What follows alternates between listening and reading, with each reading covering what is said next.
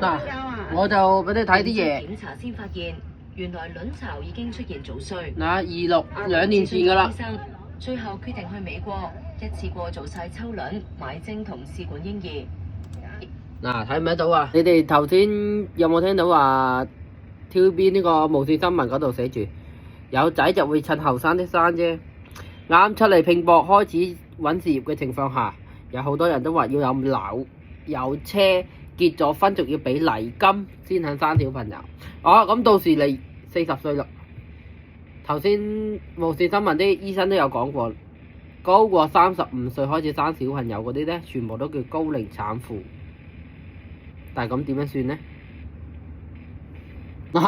我最驚個問題發生啦！而家佢個仔5歲，再大嗰啲嘅情況下就會問你個媽咪，點解我冇爸爸嘅？我爸爸去咗邊啊？點樣答個仔啊？個仔同我講：喂，我同學，我個個同學都有爸爸媽媽個，我冇爸爸咩？